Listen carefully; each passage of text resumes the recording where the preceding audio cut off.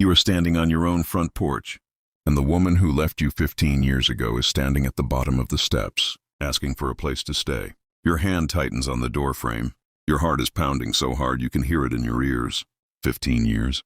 And her face still hasn't changed enough for you not to recognize it instantly. "Silas," she says, voice trembling. "Please, I have nowhere else to go." You just stand there, frozen. Because the last time you saw Marisol, she was walking out of this same front door with 2 suitcases, telling you that she'd found someone who made her feel alive again, someone who wasn't just going through the motions like you were. You remember every word of that night, even now. You remember standing in the doorway of your son's bedroom afterward, watching him sleep, wondering how you were going to explain to a 6-year-old boy why his mother wasn't coming home. And now here she is, 15 years older, asking for your forgiveness, asking for your help. You close the door halfway, your knuckles white against the wood. "You have some nerve," you say quietly. But she doesn't leave. She just stands there in the rain that's just started to fall, and something in her eyes makes you pause before shutting the door completely. 15 years ago, you were 29 years old, working double shifts at the auto plant, coming home exhausted every night to a wife who seemed to be looking through you instead of at you. You didn't see it coming. Maybe you should have. Marisol had always been the dreamer between the two of you, the one who wanted more, who talked about traveling to places you'd never afford on a mechanic's salary, who filled notebooks with plans for a life that somehow never included the reality you were actually living. You loved her anyway. You loved her in the quiet, steady way that doesn't announce itself with grand gestures, the way that shows up in packed lunches and paid bills on Saturday, mornings spent fixing the swing, set in the backyard so your son, Augie, would have somewhere to play. You thought that was enough. It wasn't. The man's name was Wendell, a traveling salesman with a nice car and a way of talking that made ordinary things sound exciting.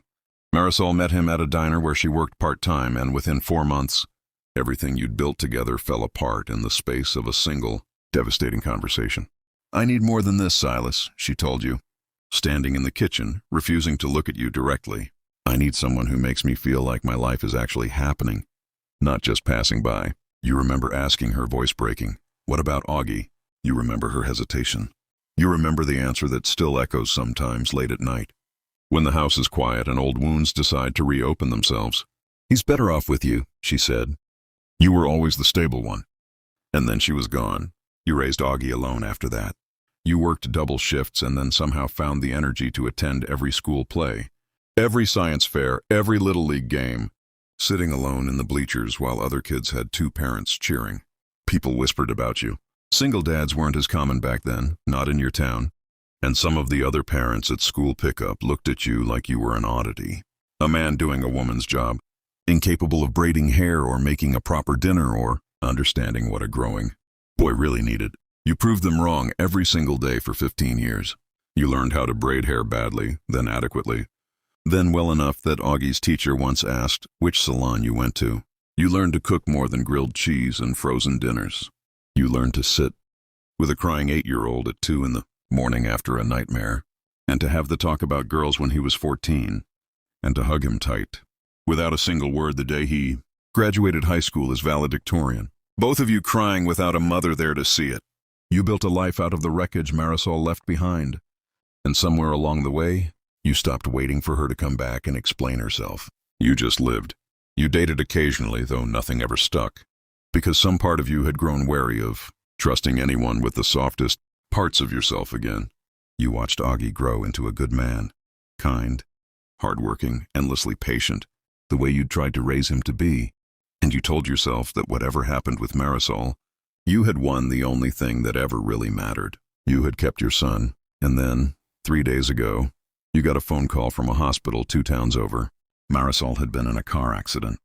Nothing life-threatening, the nurse assured you, but her recovery would take weeks, and she had no family nearby, no savings, and, as you would learn standing on your porch tonight, nowhere left to live after Wendell. The man she'd left you for had left her in turn 7 years ago for someone younger. You didn't have to answer that phone call.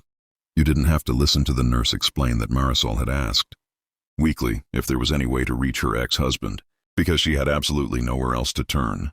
But you did answer. And now here she is, standing at the bottom of your porch steps in the rain, a small suitcase beside her, looking older and smaller, and more fragile than the woman. Who once told you that you weren't enough? Please, Silas, she says again. Just until I'm back on my feet. I'll sleep on the couch. I'll do anything. Your first instinct is to shut the door. Every wound from 15 years ago rises up at once. Every lonely night. Every school function you attended alone. Every time Augie asked, as a small boy, why his mommy didn't love him enough to stay. You left, you say, voice shaking with old anger. You left both of us. Now you want to come back because you have nowhere else to go? I know, she says. And to her credit, she doesn't try to justify it. I know what I did. I'm not asking you to forgive me. I'm asking for a place to sleep until I heal enough to stand on my own. You stand there for a long moment, rain soaking into her thin jacket, and something inside you. Something you thought had hardened into stone. 15 years ago. Cracks just slightly, not because you've forgotten what she did, but because somewhere behind you, in the hallway, you hear footsteps. Augie, now 21 years old, home for the weekend from college, stops halfway down the stairs, staring at the woman he hasn't seen since he was 6. Mom, he says, voice uncertain. Marisol's face crumples entirely at the sound of that single word. Augie, she whispers, you're so grown.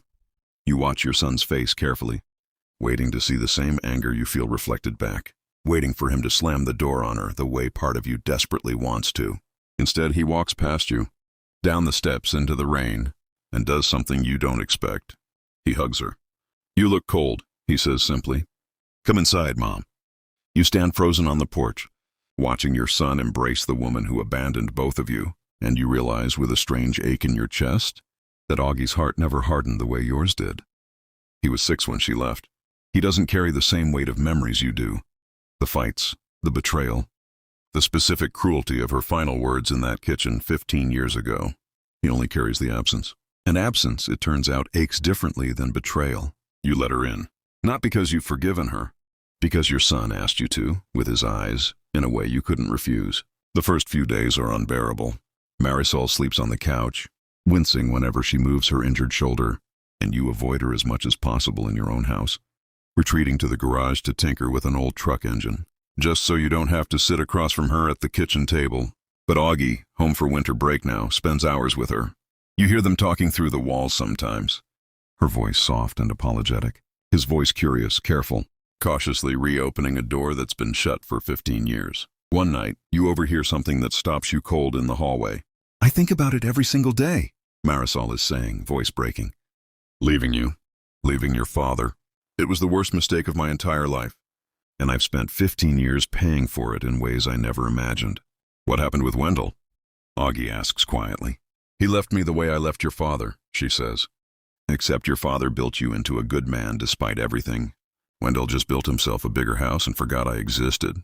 You lean against the wall, listening, feeling something complicated twist in your chest.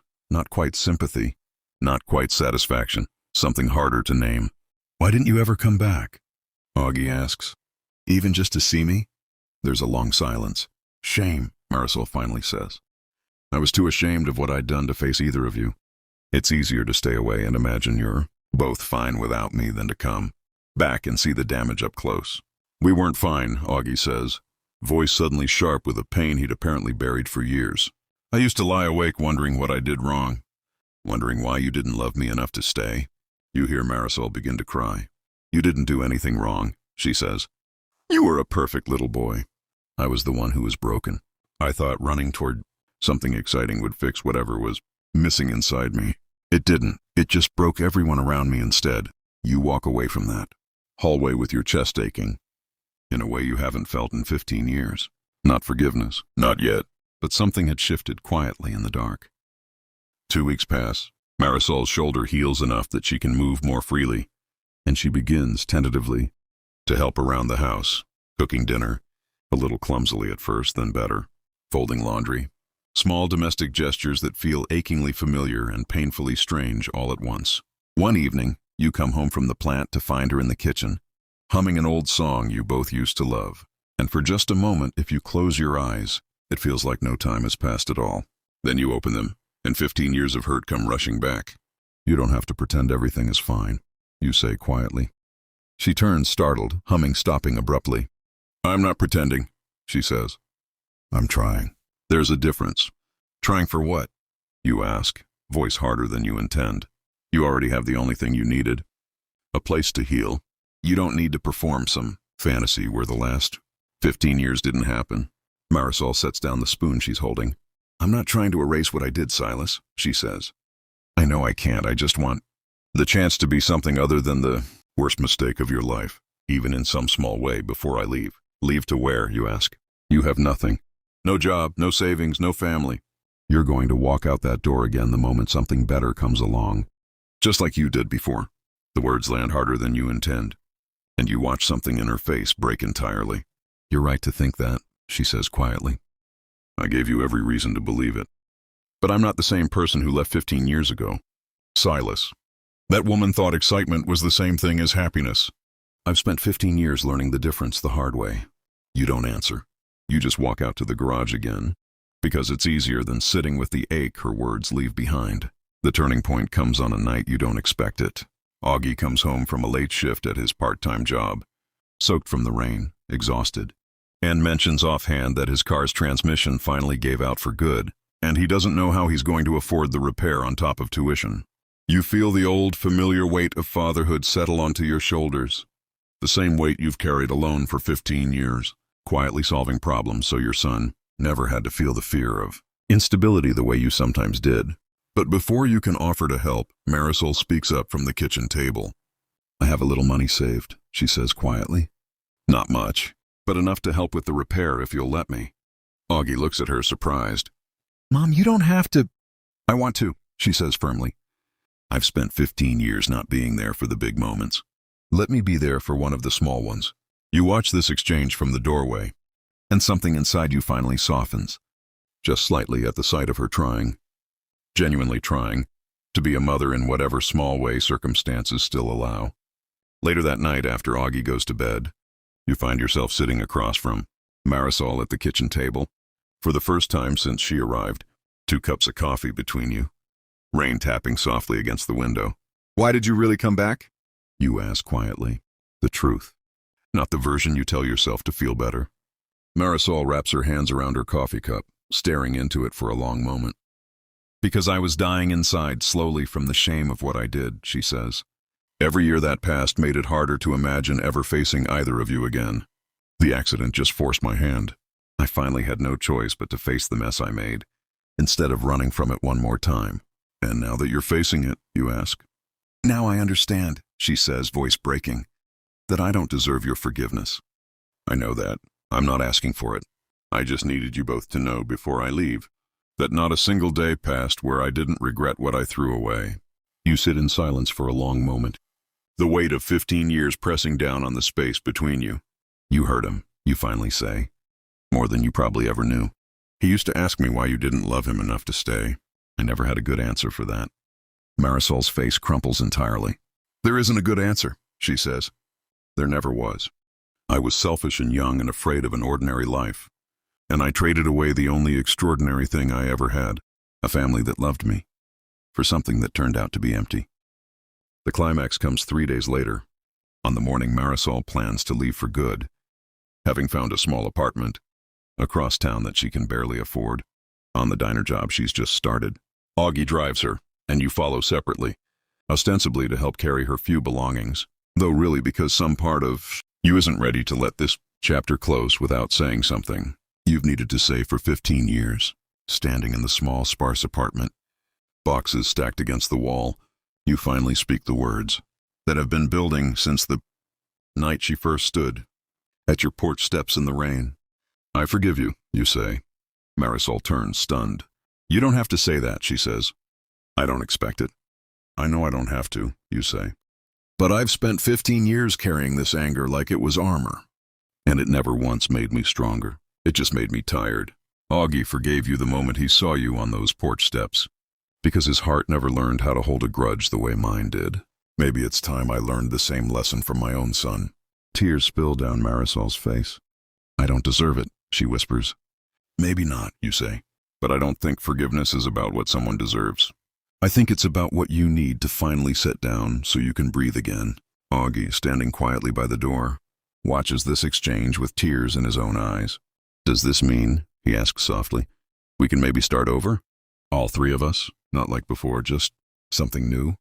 You look at Marisol, then at your son, and for the first time in 15 years, you feel the old wound begin to close instead of ache. I think, you say slowly, we can try. 6 months later, Marisol has her own small apartment, a steady job, and a standing Sunday dinner invitation at your house. Not as your wife, not as some fantasy of reconciliation, but as Augie's mother, slowly rebuilding a relationship one honest conversation at a time. You've forgiven her, though you'll never forget what those 15 years alone cost you both. Some wounds don't disappear completely. They just stop bleeding. And eventually, if you let them, they turn into something else entirely. A scar that reminds you how strong you became in the space she left behind. You raised a good man out of heartbreak and exhaustion and quiet, unglamorous love. And in the end, that was never something she could take away from you, no matter how far she ran. Forgiveness doesn't mean the wound never happened. It just means you finally decide the past doesn't get to keep hurting you anymore. And sometimes, the family you rebuild from the wreckage becomes stronger than the one that broke in the first place.